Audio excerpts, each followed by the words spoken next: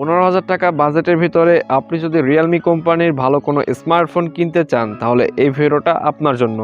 আজকের ভিডিওতে আমরা কথা বলবো 15,000 টাকা বাজেটের ভিতরে রিয়েলমি কোম্পানির সেরা একটি স্মার্টফোন নিয়ে, যেই ফোনটা সম্প্রতি বাংলাদেশ মার্কেটে অফিসিয়ালি ভাবে লঞ্চ করা হয়েছে।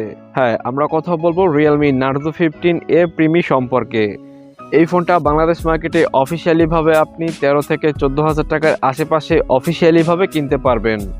আজকের ভিডিওতে আমরা Realme Narzo 15A প্রিমি স্পেসিফিকেশন সম্পর্কে কথা বলবো এবং এরই সাথে এটাও বলে দিব এই বাজেটের ভিতরে আপনার জন্য এই ফোনটা কেমন হবে। সম্পূর্ণ ভিডিওটা দেখার অনুরোধ রইল, আর ভিডিওটা ভালো লাগলে অবশ্যই একটা করে লাইক করে দিবেন এবং আপনি যদি এই চ্যানেলে ফার্স্ট টাইম হয়ে থাকেন তাহলে এখনই চ্যানেলটা সাবস্ক্রাইব করে আমাদের সাথেই থাকুন।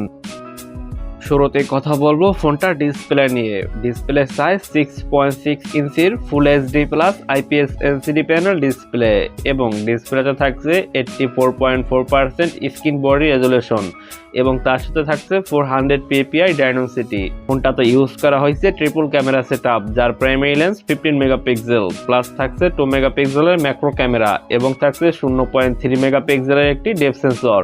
এবং এই ফোনটার ব্যাক ক্যামেরা দিয়ে আপনি সর্বোচ্চ 30 fps এ full HD plus video recording করতে পারবেন।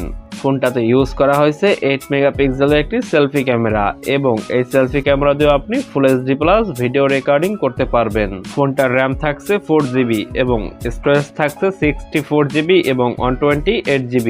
Storage type UFS 2.2। তবে ফোনটাতে আপনি এক্সট্রা মাইক্রো এসডি কার্ডের সুবিধাও পেয়ে যাবেন। এবারে কথা বলবো ফোনটার নেটওয়ার্ক টেকনোলজি নিয়ে। ফোনটাতে থাকছে 4G সাপোর্টেড, তবে এর সাথেও আপনি ডুয়াল ন্যানো সিম কার্ড ইউজ করতে পারবেন। ফোনটাতে থাকছে 3.5mm জ্যাক এবং এর সাথে থাকছে লাউড স্পিকারের সুবিধা।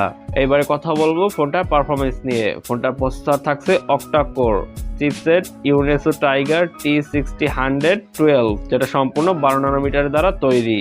ফোনটার অপারেটিং সিস্টেম থাকছে অ্যান্ড্রয়েড 11 এবং থাকছে রিয়েলমি UL 2.0। ফোনটাতে শুধু আপনি ব্লুটুথ, জিপিএস এবং ইউএসবি টাইপ সি সুবিধা পেয়ে যাবেন। ফোনটাতে ইউজ করা হয়েছে সাইড মাউন্টেড ফিঙ্গারপ্রিন্ট সেন্সর এবং এর সাথেও আপনি ফেস আনলকের সুবিধা পেয়ে যাবেন। এবার আমরা কথা বলবো ফোনটা ব্যাটারি ক্যাপাসিটি নিয়ে। ফোনটাতে ইউজ করা হয়েছে 5000 mAh একটি ব্যাটারি এবং এর সাথে থাকছে 18 ওয়াটের একটি ফাস্ট চার্জিং সাপোর্ট। যাই হোক, এবার আমরা কথা বলবো ফোনটার প্রাইস নিয়ে। ফোনটা 4GB র্যাম এবং 64GB ইন্টারনাল স্টোরেজ। এটার বাংলাদেশ অফিসিয়াল প্রাইস থাকছে 14,000 টাকা। হালকা পাতলা ফটোগ্রাফি এবং টুকটাক গেমিং এর জন্য আপনি এই ফোনটাকে দেখতে পারেন, কিংবা আপনি যদি একজন নর্মাল ইউজার হয়ে থাকেন তাহলে এই ফোনটা আপনাকে লং টাইম ব্যাকআপ দিবে।